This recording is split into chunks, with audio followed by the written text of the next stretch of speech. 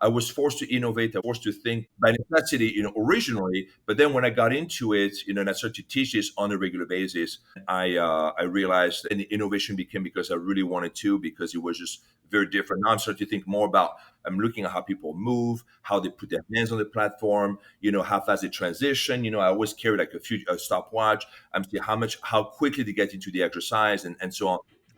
Hey, everybody, and welcome back to another episode of Behind the Franchise. As always, I'm your host, Paul Ehlinger. Man, we've got an awesome one today. The entire team was excited. We get to talk with Sebastien Lagree. Sebastien, thank you for being on. Oh, my pleasure, Paul. Really appreciate it. Your name is very well known, but for the random folks who may not know about you, who the heck are you, and how'd you get here? Well, I started a new style of fitness back in 1998, and now that style has become very popular among celebrities and athletes, and now it's expanding all around the globe. And so I think it was expanding under like different names earlier on, so maybe that's why people feel there's an explosion right now. But it's been around for almost 30 years now, and so I developed this fitness method, and I sell the equipment, and I think I hit the market just at the perfect time. I think there's a change in the marketplace of how people are working out for both women and men. Yeah. What was the original inspiration? Like, I think a lot of this episode, we're going to talk kind of about your innovation iteration. It's something you and I have been riffing on before the show about how interesting it is. But what was the initial spark? What was going on in your brain that you were like, something like this has to exist in the world? Well, I came to LA. I want to become an actor, and so after the first 30 days of being here, going on auditions and do all that stuff, nothing was working. The money in my bank account was going down. Sure. I'm like, okay, I have to sustain myself here in LA, and I chose fitness because everywhere I went, I would get people asking me if I was a personal trainer. This is not something I considered, but I was getting that particular month. Yeah. I was just getting so many people. And, this is something that you and I haven't talked about, but I read the signs. I listen to what the universe tells me. I'm big that way, maybe a little too much, because I made a lot of decisions based on dreams. Okay. Yeah. That's a whole other conversation. Sure. So I'm getting all these messages from the universe. People tell me, hey, are you a personal trainer? But people would literally just go out of the way to talk to me and say, hey, are you a personal trainer? As if I was meant to do that. Yeah. So I'm like, okay, I'm going to do personal training. If that's what it is, I'll do it, right? And right away got involved into the world of Pilates. I go to this personal training studio, and the owner look at me. I was really big. I was bodybuilding. I was juicing at the time. 6'4", 260 pounds. So right? You were the big baguette. You referenced that as a nickname. Exactly. It's like, oh, the big baguette. We want you in the studio right now, and you're going to teach your clientele. Yeah. And so I started to work for him, and then the first day is just like, Sebastien, I want you to learn Pilates. I think you have a good understanding of movement. I think you'll love teaching Pilates. I had no idea what Pilates was, right? I had never heard of that. And I was reading every publications of Muscle and Fitness, Flex, all these magazines I had every month. No one ever talked about Pilates. And I felt like, wow, this is what is this, right? Yeah. And so he introduced me, and then right away, the day he told me you should get certified, the next day I was teaching Pilates. That's awesome. And when I tell to people think I'm lying. No, it was literally 24 hours. He said, okay, come back tomorrow at 2 p.m. I'm going to teach you a sequence for 2 5 p.m. You have first client. I'm like, oh my shit. I'm like sweating. In the fire. Yeah, immediately in the fire. I don't know what it is. You want me to fucking teach it? This is ridiculous. So he spent 2 hours with me, started to teach the method, and I started to teach it. And the person liked it, bought a package of 10, and referred me to someone else. And then for the first month, we did that. And after the first 6 weeks, I started to do that in June of 1998, mid-August 1998. I'm noticing that the clientele, started to talk about, well, so how does the Pilates work, blah, blah, blah. And I noticed that all of my Pilates clients would go to the gym afterward. And I asked, I said, where do you go to the gym? It's like, well, no offense, but I don't think I'm getting anything from the workout. And I told him, well, listen, I'm a bodybuilder. I'm telling you right now, you're not getting zero out of this. If you want your muscles to get tighter, if you want to get stronger, these exercises that we do on the reformer, on the Cadillac, on the chair, they're great exercise for you.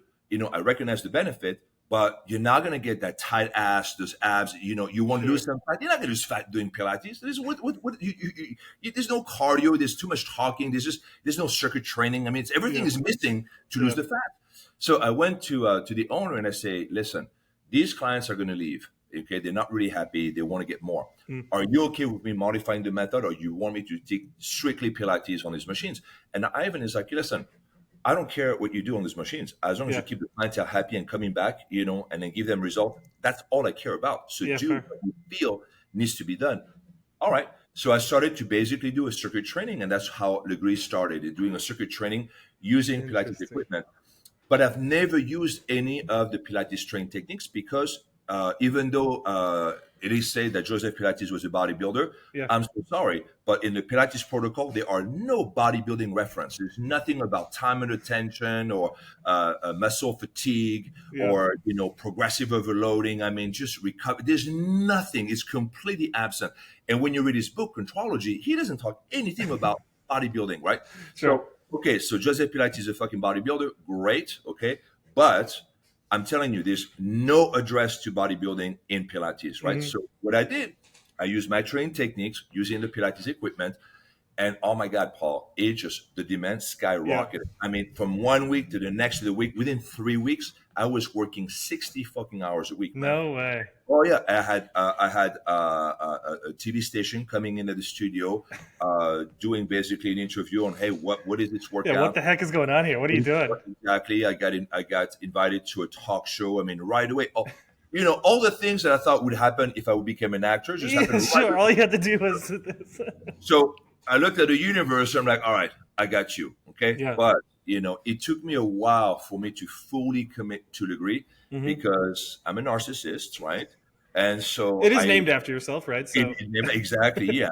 So I wanted to do this action movie, like that. That's what inspired me to come to LA. yeah, Watching Arnold and Jean-Claude Van Damme and Sylvester Stallone kick ass on screen. I wanted to do that. So for yeah, the first probably 6, 7, 8 years of me teaching the method and working on the method, I'm still going on audition. I even financed my own pilot that was based really. on the fitness industry. Yeah, because I thought it was. I think the fitness industry in LA is the most hypocritical fitness industry. I mean, with trainers that do cocaine and this Oh and that. yeah, it's the most unhealthy fitness Yeah, healthy fitness. area. And I'm just like, wow, this is such a hypocritical. yeah, I wanted to make basically a fitness spoof, on yeah, that because I thought it was hilarious. yeah, All these people giving health advice, but them themselves not being healthy, right? yeah. And so, and then of course, none of that stuff worked out hmm because I was meant to do what I'm doing today. And today, 27 years into doing this method, I would not do anything else. And I'm glad that nothing worked out the way I thought it would, and everything worked out in a much more surprising way. But right now, I'm living the dream, brother. Yeah, it sounds like it. And I can see you had to have seen a lot of Van Damme, like he was Belgian, you growing up in France. Like I'm assuming that guy must have been your I hero. love Van Damme. yeah, I would love to get him more on the machines. I think this guy is just awesome. yeah, What he can do. How many times I've watched Bloodsport, man? It's just like, and it's still today when it comes on TV. Oh, Bloodsport, boom, I watch it. yeah, yeah. Like 100 times. Yeah, no, I love that, and I think that's perfect. I love the inspiration because it was a bolt of inspiration that you took and you ran with it. How have you maintained that? Because I think you've iterated the process. You've obviously iterated in creative machinery with it. Like, what So has been that process for you to keep it fresh and evolve it over time? So right now, the process is for me to teach a class. Yeah. But back then, I made this workout. People loved it. Great. People loved it. I was making money. Up. I was going back on my audition. I didn't pay too much attention to that. hmm And then 2 years later, back in the early 2000, the studio owner was breaking up with his husband, Mm. and he was just like, "Listen, man, I need to sell the studio. Do you want Yeah. to buy it?" I told Ivan, "It's like, no, I didn't come here to buy a fucking gym. I came here to be an actor, Sure. So he sold the studio to someone else, and the new guy who bought it hated my guts because I was the most popular trainer at that gym. Oh, Other interesting. Pilates instructors didn't like what I was doing with the reformers, so there was already a lot of a little bit of discomfort there. hmm So this guy just fires me. I was like, okay, I can't train over there. But on top of that, that wasn't enough. Him and I, we had a little bit of beef together. hmm And then so he called every other Pilates studios in Beverly Hills, West Hollywood, told them a bunch of stuff about, Sebastien, you don't want him to teach at your studio. He's Yeah. teaching this unsafe method. He's had people standing up on the reformer. He's doing lunges. People are shaking and sweating. It's super dangerous. So I could not find another place to train at. Interesting. So I had to open my studio. So Yeah. I bought 4 leg rows from Balance Body, and I opened my first studio on September 1st, 2011. Oh, sorry, 2000. September 11. Okay. Oh. That was my opening date, and so I opened the studio. That week nothing happened, and the week Sure. after people started to kind of come back, and by October I was back, full time. Yeah. And so I'm teaching over there, and now the format is different because I have Yep. 4 reformers. I don't have a reformer, a Cadillac, a chair, a barrel. I don't have this equipment. So now I have to think about, okay, how can I modify this circuit training only using the reformer? So I started to add some stuff to the reformer. I added boxes with dumbbells and stuff like that. So I modified the training because now this is my new setup. It's got to work. It's got to work, right? And I do this, and then a year and a half later, landlord comes to me, Sebastien, what the fuck is happening, man? And I say, what are you talking about? I say, I get complaints that you get 4 women coming every hour. And I'm just like, oh, yeah, I'm doing my fitness stuff, in my living room. It's like, well, you can't do that, man. And I'm like, dude, it's not what you think it is, okay? It's legit. I'm training. Yeah, it's working. I don't have the hours. I don't have the stamina to satisfy 40 women a day. What are you talking about? Because he was thinking it was something else. Like, dude, it's fitness. You can come to the studio, you can watch the machine, right? So anyway, so he kicks me out. So there again, the universe forces me to say, you're not taking this seriously. You're supposed to do this. Yeah. And I'm like, no, I want to become an actor. So I basically, now I had the money to move into a commercial space. So I moved into my first commercial space on Melrose Avenue, on the corner of Melrose and La Cienega, in the black and white and pink building. I don't know if you remember that. It's changed now. But it was actually voted the ugliest building in LA. No way. Yes. And so I opened there, and now my rent is like 3 times what I was paying in my living room. Yeah, you got to sell some stuff now. Yeah. And I have 4 machines because the thing is this, Paul. When I was teaching in my living room, I had 4 leg rows, and that's all I wanted to do. I wanted to do my auditions until it worked, and I was going to do that, right? And then one day I had my friend Eric comes in and say, Eric is like, Sebastien, you got to be careful. There's 2 girls in your class right now. I said, why? They're writing down your routine, and they have a studio in Studio City. They have a studio in Studio City, and they bought 10 reformers. And I'm like, I look at Eric, said, 10 machines? Get the fuck out of here. I would never do 10 machines. This is too many. You're going to hurt people. Right now, I'll do 100 people. Okay, so it's like, I never do that.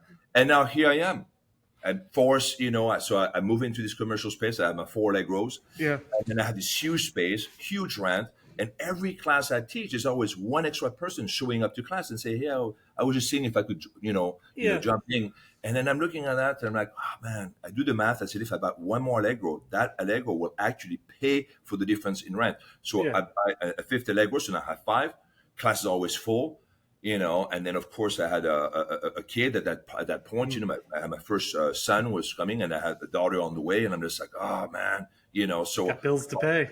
Machine, and then so the classes were full and training was fine. I bought a 7, 8, 9, and then I ended up with 10 myself. Yeah. And with 10 leg rows, now I realized the machine is not working. The reformer is completely failing me. It's not working. People are falling off the machines. I've had more people falling off the machines when I was using the reformer than when I was using my machines. So that was a telltale sign. Yeah. The last injury I had with this one person who dislocated a shoulder doing a wheelbarrow because I taught it without the springs. Yeah. And so at that moment, I realized, okay, I need to develop my own machine. So in 2003, I decided, you know what, fuck it. By the time I was making a lot of money every month. I was making so much fucking cash. I never thought this was even possible in fitness. Yeah, sure. When you start to hit 100,000 a month, $120,000. Different times. You're late 20s. Like, God damn, this is like fucking crazy. That people are that obsessed about fitness. I mean, for me, it's my way of life. What you do every day, yeah. I do every day. So it's not something that I'm just that I thought there was an actual career in this. So now I'm like, okay, I'm gonna make my own machine. So I started to cash out my credit cards. I just like pay as much cash as possible because prototyping is not cheap. Okay? No, it's not. The first machine I built cost me $126,000. Holy shit, that is insane. That was the first machine, first prototype, $126,000. I mean, this is like a lot of fucking. This is like my wife at the time. She's like, Sebastien, you fucking crazy. you She's should buy having real heartburn shoes. over that. Yeah. Like, yeah, she's like, why are you spending that much money? The shoes, who are you going to sell these machines to? Blah, blah, blah. I mean, I was getting shit on by everyone for spending that kind of cash, into a machine that maybe, And so anyway, so the machine comes out. And then when the machine came out, the Proformer came out in December of 2005, and that was when the Proformer came out at the studio. This began everything now at Yeah. Lagree. So literally, Yeah. it took me from 1997, so 1998 to Crazy. 2005 or 2006, really 8 years for me to be like, all right, Yeah. this is what I'm doing. Yeah. So that process was different, because the process, I was forced to innovate. I was forced to think Yeah. It because was innovation by necessity, right? by necessity, Yeah. originally. But then when I got into it, and I started to teach this on a regular basis, Yeah. then I realized that then the innovation became because I really wanted to, because it was just very Yeah. different. Now I'm starting to think more about, I'm looking at how people move, how they Yeah. put their hands on the platform, how fast they transition. I always carry like a stopwatch. I'm seeing how quickly they get into the exercise and Yeah. so on.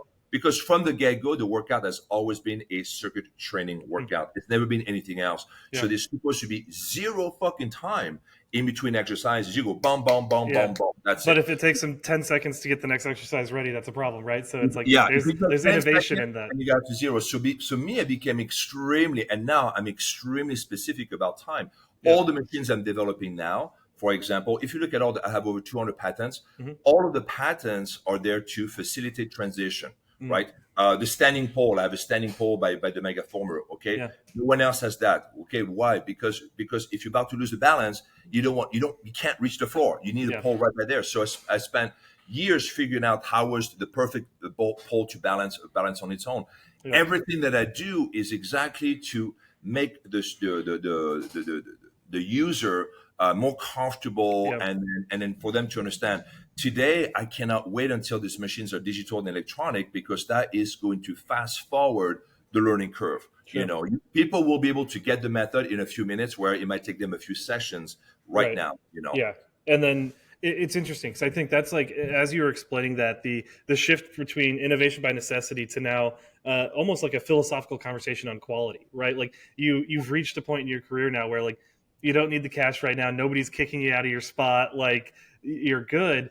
How has that emotional experience been for you? Like, is it still as satisfying and fulfilling to spend the time to like, find that next tweak versus like, oh shit, I have to solve this today? Because I think some people operate really well in crisis. It's like a wartime general versus a peacetime general. You've obviously been able to do both. Do you have a preference? I create my own crisis. Sure. Yeah. You know what I mean? So Yep. the crisis that I go through, I impose them on myself. Yeah. So I put this. I had this, and I have a lot of expectation for the Yep. machinery and the method, simply because I look at the world around me, and I look at how cars and phones and computers and telecommunication, all this stuff has evolved, and I'm like, wow, fitness is so fucking behind. It's Yeah. like hundreds of years behind. Yeah. I mean, people are still lifting glorified rocks. Sure. So Yeah. you know what I mean? So, Yeah. so I've always had an interest in really bringing fitness up to speed, Mm. and so I've always kind of motivated myself. I am been self motivated since the beginning, and Yeah. I think for a lot of people it's hard to keep their motivation, for Mhm. 30 years.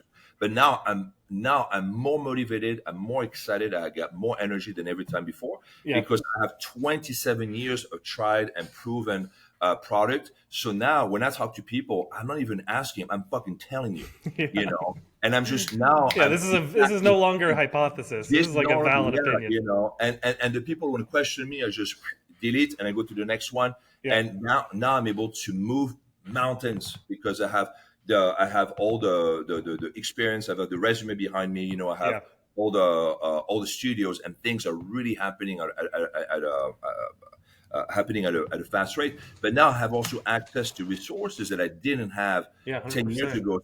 So the possibilities. Yeah. The are scale is like, fundamentally different, right? yes, Yeah. for me, the fact that, hey, shit, we're about to connect machine on a server, we're adding AI on the machines. what the fuck? This is amazing. Yeah, you've got like a computer vision engineer working on stuff. Yes. You're like, what is going on here? It's just like I'm so happy because all these years I've always had, this idea for this stuff. Mm. And the more advanced the method is getting, the more advanced the machine is getting. I'm like, wow, I feel the more advanced I'm getting, the further I am getting away from this goal because the goal keeps changing. I keep adding more and more stuff. Yeah. Because I'm like, wow, if we do that now, what about 5 years from now? Where are we going to be in this? And I look at AI, and a lot of people are, this AI is like a 50%. People are all in. People are afraid of it. But for me, I'm like, the application of AI in the fitness world is amazing. This is exactly, AI is the perfect application. So I'm super excited. And today, it costs me nothing for me to add stuff on the, it's already developed. All I need to do is to add it in a very intelligent way, in a way that makes sense. Because I think a lot of people want to put AI, just say, oh, I have AI or whatever, or blah, blah, blah. For me, I see the practical application to the machinery I'm developing and the method. I'm so freaking happy about this. This is amazing. Yeah. In the next 5 years, I could have more innovation than the previous 30 years. Well, it scales exponentially, right? Like, and I think the thing you really call out effectively is like your level of expertise and being in the trenches day to day allows you to innovate at not only a higher pace, but a higher quality, right? That's right. Yeah, to me, it's very important. We talked about this. There's no way that I could be innovating to that level sitting at this desk. I need to be out there. I need to be teaching. I was teaching yesterday 2 classes. Classes were like the best fucking classes I ever taught. When I go back to the routine I taught 25 years ago, I'm like, oh my God, this is such a shitty workout. Even the routine I taught like in 2008 and 2015, I'm like, man, I knew so little. Yeah, what was I doing? Yeah. Now I know so much more. So I'm just like, talking to my future self, like, I'm sorry, man, I'm limited at the moment, But I just love the fact that every year, every 10 years, I just see this massive growth, this massive, expansion, so cool. But also in my knowledge, because for me, I love to learn. I love to figure out how things work. Don't tell me the answer. I need to figure out the answer for myself. I need to really understand. And I love the whole process. And now for me, I'm a huge gamer, right? I haven't played a video game in a long time, but, part of the reason that I got into fitness is because I was gaming all the fucking time, writing codes, writing the DOS and all that stuff and blah, blah, blah. I mean, just like the old, or the basic, there you go. That was the basic use at the time, the basic language, right? And then coding to get cheat code and all that stuff. And I love computer. I love the technology, and, so for me to come to a point now we can integrate that stuff and also the strategy, because we have all those copycats, right? And the copycats are sitting on cows, man. They're like copycats, like, and I'm like, they have no fucking strategy. And I'm just like, this is exciting to me because I not only use the copycats in my favor, but I love the strategy. I love winning. Okay. Yeah, I was going to say, you just get to win more, right? You get to beat other people more. Copycats are all prepping Lagree up for success. And it's just an amazing time right now. So I'm super excited. We have like demand everywhere. I'm going to go to Shanghai in a couple months to a huge micro event. I got one in Dubai, Toronto, France next year. It's just exploding on the international scene in a way that I could never fucking imagine. And it's only beginning. I'm only 52. I'm going to be around for probably the next 50, 60, 70 years. I can imagine how it's going to be even 50 fucking years from now. This is like my brain cannot. My kids are going to take a Lagree course from like a computer vision version of you. It's just going to be a hologram of you teaching them. That you know what? Why not? I'm super excited about all that stuff. I love it. And I think this is like something I've personally been thinking a lot about. And I think there's a point in life you kind of start separating from the outcome. Because I think if you're like very outcome driven, it's limiting, right? Because if you wanted to make your first million, you would have stopped innovating 15 years ago, whatever the heck it is, right? And if you would have been tied to a number or an outcome, it limits you. But I think you're in love with the process, right? I think you're in love with the value of innovation or the value of curiosity and learning. And I think you just try to live through that. That's something I've been really thinking on because I think it changes how you approach what you do. Absolutely. You need to have a purpose. It's very simple. If I sold the company tomorrow, I would put in the agreement, in the sale agreement, that I have the right to continue my work because I'm going to continue my work. Whether I continue through Lagree Fitness or another company, I am continue developing this method until the day I fucking die. If tomorrow there's a comet which is going to fucking a mass extinction level, comet hitting the earth, I'm still coming here and do a few hours of email and then the work because it's something that has given me an incredible amount of purpose. Yeah. And when we talk about longevity, I think that having a purpose is critical. Hmm. And this is going to carry me through. I know in my blood, this is going to carry me for the next 50, 60, 70 years. I fucking know it. Yeah, yeah. I think it's awesome because it just feels more meaningful, right? And like you can Right. tell how much you love it, and I think that comes through at the end of the day with the product, right? Like people know you love this, you're doing it because you love it, and you want them to love it. Period. That's absolutely, the intention is everything, man. Yeah, I love that. Maybe transitioning a little bit, I genuinely think we could probably talk about this for hours and hours and hours. But I'm curious. You talk about the strategy of it all, and you've picked a licensing model for Lagree. What was the intention there? Because there's a lot of options of how you could have distributed this globally, Well, you right? have to remember, this is 2006. The pro forma just came out, Yeah, and now I'm getting emails. Hey, are you selling these machines? I want to buy it for my house. I want yeah, to put a studio, blah blah blah. And I wasn't ready for this. I sure, made the machine for myself. yeah, I didn't make the machines. Everything that I do, Paul, is for me yeah, because I teach, and I want it to be. I want the class to be experienced a certain way. hmm, I don't care if it sells or not. I'm sure, doing it for me, and as long as I have money to invest into R&D, even if no one wants to buy it, as long as I'm using it, I'm the most important person in the process, as yeah, long as I'm happy. So I'm making that machine 2006. I'm getting all these fucking emails. Everybody wants to license, blah, blah. It's international, London, it's Dublin, in France, all that stuff. yeah, And I'm not set up to do a franchise. I didn't want to fucking go through the whole process of a franchise simply because of all the legal, all sure, all the red tape that is, surrounding franchise. yeah, In retrospect, maybe I should have done a franchise because of that more control. sure, But anyway, I made my bed. I'm gonna lay in it. So I yeah, chose a license because I'm like, oh, just license the name, the method. I don't have to do anything. There's no obligation to me. yeah, All I have to do is to maintain the name and make sure the value goes up, and that's it. So that's why I chose the license. I was very much lazy. Back in 2006, you have to understand, I'm still financing my own pilot. yeah, 2006 is when we came up with that pilot in fitness. So I'm still kind of in between. Okay, I have this like business that is taking off, and I'm like, oh, I'm thinking I could use the yeah, money to finance things. So I'm still very much like that. It took me a while. I'm stubborn. It yeah, took me a while to just decide, you know what, the acting is just not going to be a thing for me. And now I'm very happy about it. I don't care. yeah, Not talk about it openly. yeah, But in 2006, 2000, and in 2008, this was okay, no more audition, no more this. And that's when I really focused, changed the name, all that stuff. And I became, okay, how I'm going to look at this from a business point of view.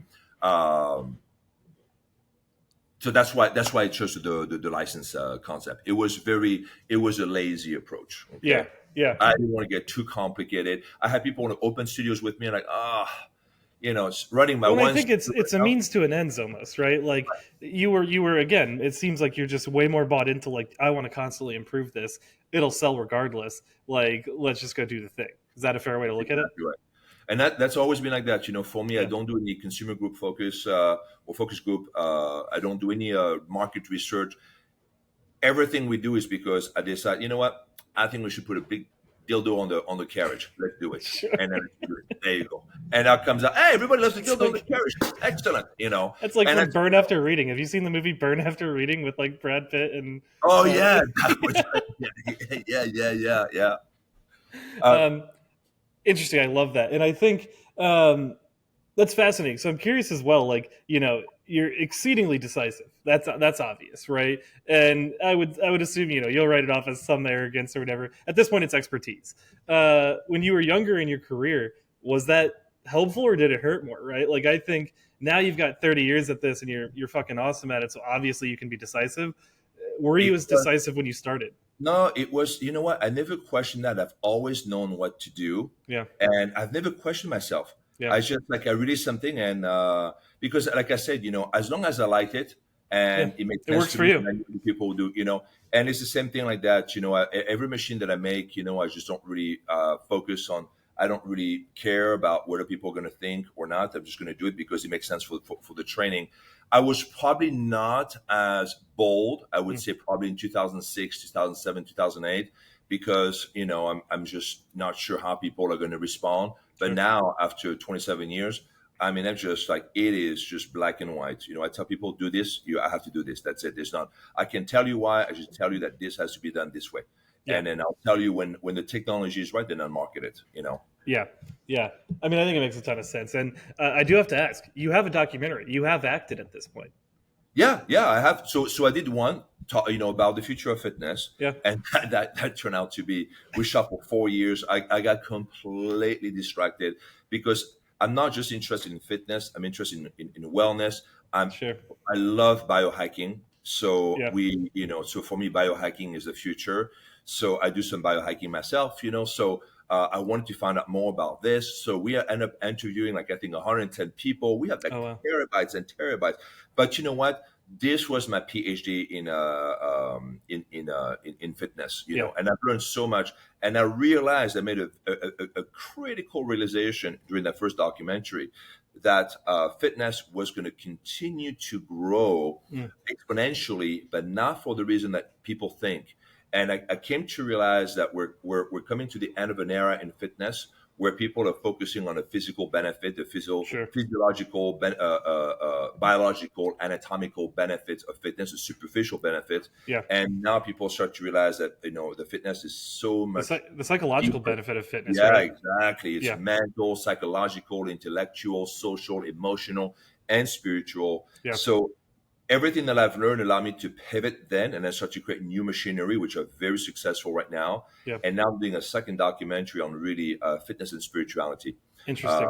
because I think that more people in the future, everyone will work out, but now they're not going to work out to get this awesome body, because It's not for washboard abs, right? exactly, yeah, because you're going to get those because you do gene therapy. Now you can go to Honduras. You have clinic. I'm actually going to go there myself. Really? Oh, I'm absolutely. I'm Are you all gonna? into it. You need it. I mean, that's great content. You got to film that too, yeah. I'm gonna do, yeah, I'm gonna do gene editing, Yeah, absolutely. I was a little disappointed because I learned from the gene editing that you have to keep going back every year. sure. It's not permanent. Maybe it's better that way, but I'm like, fuck, every year you got to go back. Fuck this shit. So anyway, I'm gonna try. But I was thinking, how's that kind of technology going to impact guys like me who are fitness trainers? Sure. How is fitness going to change 30 years from now, where people don't have to work out to look good? Yeah. They're going to go and take a pill. They're going to, because everything's changing. Yeah. If you don't think this is happening, you're living your head in the Oh, yeah. sand. Okay, Yeah. it is happening. There's a Yeah. huge market for biohacking, and it's happening. So in the future, people will look amazing without the need to really work out for it. Yeah. So that was my impetus for the first documentary. It's like, what's going to happen to my livelihood, because that's what I'm doing now. Right. More people, less people going to work out in the Yeah. future? More people are going to work out, but the workout is going to shift. It's going to more people are going to work out for these other benefits. So now I'm actually developing a second workout Interesting. that basically triggers more the mental and the spiritual benefits. So it's going to be very different Yeah. than the way right now. That workout, I think you might appreciate it. Maybe some people might right now, but definitely your kids and your Yeah. kids, they will love that. That is the workout for 2 generation from now, 3 generation. And Yeah. there's going to be this shift in consciousness, where people basically are working out less to look impressive, Yep. and they're looking more because they actually want to grow emotionally, they want to grow intellectually, Oh, they yeah. want to grow psychologically, they want to grow spiritually, they want to become more in peace, more in harmony with other people, the planet, the universe, whatever. This is real. This is exactly what's happening right now. A lot of people, will email me about how Lagree has changed your life. It's never about how Lagree has changed your body. It's always has to change your life. And I've always thought that this is an interesting transition from life and body, because actually it's the one and the same. I was gonna say, yeah, you can't have one without the other, right? I mean, That's exactly I right.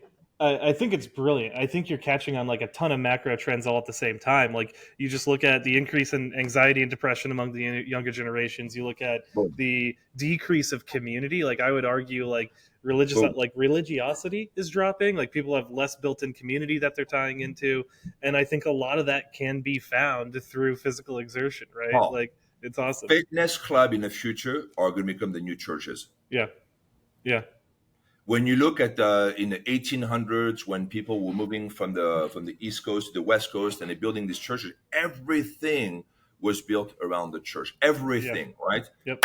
Everything in the future will be centered around fitness and those the social club and stuff like that. So I like think you're all seeing it. Run that. clubs, right? Run clubs, I think, are an early iteration of that, where you meet Yeah, once a week. It's for the group more than the workout, and the yeah, workout's just a byproduct of it, right? Um, absolutely. That is fascinating. I think I'm curious then, because I think we've talked about this a bit previously, but AI, right? AI is coming, AI is here, it's going to be applied everywhere. How do you negotiate those two things together, right? Because I think there's a lot of people who are fearful that with AI you lose the humanity of some things, and you're also pushing that fitness is almost becoming more human based, more humanity based. How do you bring those together? So I want to use AI to assist the trainer. Like for me, as long as I'm alive, I'm always going to do machines that support human contact. Sure. And I think AI depends on who programs it. Hmm. I think AI can be programmed to be good or evil, or AI can be Sure. programmed to replace humans. I don't want that. Yeah. I love teaching. I don't want a computer to teach, and I don't want to teach from a computer. I You want want to when I work optimize. out, like I work out every day here for my staff. Yeah. We love that. This is with all the shoulders, biceps, whatever. We talk about the day ahead, what's coming this week. This is how we do our meetings at the gym right over here, right That's behind me. awesome. I have a 3,000 square feet. It's all gym, and then we work out our butt, we work our glutes, whatever, and then we Yeah. talk about business. And I love this, and it makes our team just really strong. Yeah.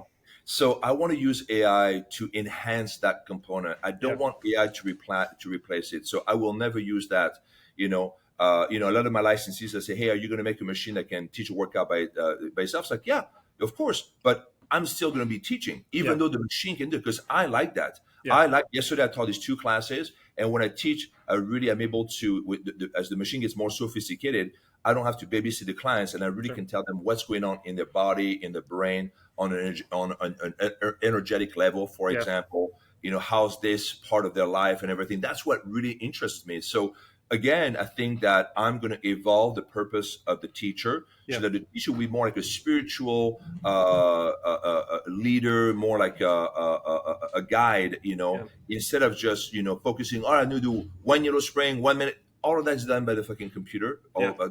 But the teacher can really be like, okay, why are you here right now? Yeah. Why are you fighting? These 5 minutes you're doing the runner's lunge, why are you stopping right now? Because you don't have to stop. You want to stop. Why Yeah. do you want to stop? Let's work together so you don't have to stop. That's what I see a human doing much better than a fucking machine. Yeah.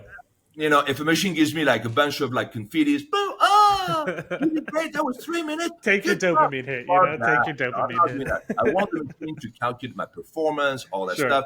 I want the machine to give me real metrics about my workout, all that stuff. Great calories burned, fantastic. Yeah. But I want a human to remind me why I'm here sweating my balls out with everyone else, right? Yeah. That's You're what going to we're start here. hiring psychologists to lead your Yeah, classes. psychology, absolutely. You know? Maybe in the future, we'll have, psychology. A lot of my master trainers have a psychology background. There Yeah. is definitely a psychology involved, when you work out. Yeah. So that's how I'm seeing the transition. I'm working for that. All the machines I'm building right now are the evolution of the machine is really to facilitate the job of the teacher, Yeah. so that the teacher can really focus on the education, the motivation, and inspiration. To me, that's what we're here for, and the machine does everything else. Yeah. No, I love that. And I'm curious. I think I love talking to people who are uniquely passionate about things. I think it's fascinating, right? Do you Thank you. find those levels of passion other places in life? Like do you dive into like other hobbies or areas of interest, or is it unified towards this? There are a few other area, but the problem is that this is so time consuming Yeah, that I really 100%. don't have much time. Another hobby of mine, something I'm really really into, is diving. I Oh, love interesting. diving. I've done thousands of dives around the world. Yeah. I dove pretty much, I've dove with almost 70 species of sharks. No You way. know, whales, crocodiles, fucking, See, I don't think I anacondas. could dive with a crocodile. I'd be terrified. Name it. I love animals. I'm huge. I think that in the future, when I move to Utah, Salt Lake City, I think I'm going to volunteer at one of those wildlife rescue center. My Awesome. mom ran one in Oregon. We had all kinds of animals at the house. We had wolves. We had owls and stuff like that. I'm a huge nature guy. I love animals. Yeah. Absolutely. This is so this is something that I would love that in the future I have more time to do, more time to devote. I would love to maybe have a sanctuary for animals Yeah. somewhere. But I love diving. Diving to me is incredibly spiritual. Yeah. I love free diving and diving with tanks, right? And I just love being in the presence of huge animals. And the bigger the teeth, the more happy I am. I love predators. I love being around them. I just like, my dream would be doing what Ocean Ramsey did, and swim with Yeah. that, next to that 22 feet great white. Yeah, I'm the like, great white. Yeah. this is the coolest fucking thing ever to me. Yeah. I just like love this shit. Yeah. I'm in the water. I'm surrounded by 100 sharks. I am in my element. I don't freak out. I just feel zen. And I've done some really cool. I've done some crazy shit. When I was in the Bahamas at Tiger Beach, I know one time we had like a night dive. And I just turn off the lights. You can feel all the sharks just going up. It's just Because you're also feeding them, right? Yeah. And it's just like this felt so fucking good. I felt like Batman in the cave. You close your eyes, all the sharks go like this, and I'm like, this is You're just in the Zen moment. Yeah. like that. And you feel at peace, So Yeah. so diving is a huge one, and other things that I do, hiking, things like that. But it's all nature based, right? Yeah. I was just recently the Sequoia Park, by It's the way, beautiful there. Sequoia is incredible. It's only 3 hours from LA. That was Yeah. the first time I went, and absolutely fell in love with Sequoia National Park. Yeah. You know, It's Yeah, stunning. so, I think yeah. it's has that been a thing that's grown for you? Because I think there's a big disconnect between wanting to be an actor and then, finding the peace in all of these things. And I feel like it's a very human emotion. It's like looking at the stars and it's like a pitch black night, right? You feel the smallness. And I feel the same way, like when I get in the ocean or like if you're in the sequoias, like they're just so big. You're like, wow, I'm so insignificant, but there's something reaffirming about that, right? Like I think it makes you think, Absolutely. I do have one life, so I got to do it now. Right, absolutely. I think people kind of forget that, that life goes by quick. Yeah. Honestly, 80 years on planet Earth to me is just like you're getting shortchanged. Yeah. Even if you spend 120 years, I feel like, I need at least a couple hundred years on this planet to kind of go to every country and then just you check out, because I love traveling, check out all the fucking temples. Yeah. I'm huge into aliens and the Anunnakis and all Love that it, yeah. stuff. So I love reading about this stuff. I can't wait to go to Egypt. I'm doing like an event over there, but I love to go to the temples and check this stuff out. I Yeah. love this stuff. That's just this world can be, it's a decision if you want this world to be a heaven or hell, right? And Yeah. so, and the moment you take all the proper action and you have the right way of looking at things. This is great, man. This is a beautiful world that we live in. Yeah. So I love to explore it and I want to explore as much as possible. No, I love that. And I think I love that you're one of the leaders doing it based on what I now know about you. Like I think it's great for not only fitness, but it's great for humanity, everything you're trying to put out there. So that's exciting. I really want to push fitness forward. I think there's a lot of people that have been basically lied to in the fitness industry. So I kind of want to bring everything back on the on the table, but also really make people understand how important it is to move. There's definitely a connection to moving and the mind and the soul and the spirit and the well-being and just like and moving doesn't have to be just necessarily in open air with and then in this Any way or shape or form. landscape, anywhere. Exactly, you need to move. Yeah. The more you sit, the more sick. You need to move. Yeah. No, I love that. And unfortunately, we're coming up on time here. Again, this is a freaking awesome conversation. I wish We'll we do could a keep going. part two soon. All right, you'll be booked. I'll call it. Yeah, that's great. I always like to at the end, give you the minute. Where can people find you? What should they be looking for next? I mean, you got 1,000 stokes in the fire, so time is yours. Okay, you can email me info@lagreefitness.com. Website is lagreefitness.com, and otherwise social media is Lagree Fitness, or my personal Instagram is Sebastien.Lagree. Perfect. Sebastien, thank you so much for your time. This was fucking awesome. Paul, love you, man. Thank you. You as well. And everybody else, I hope you enjoyed this. I feel like, man, so many things you could have taken out of it, but one, just move. Get out there, move, do the thing, and let life come to you a little bit and enjoy dream it. big. Yeah, I love that. Well, this has been another episode, everybody. Thank you for listening, and we'll have you on the next one.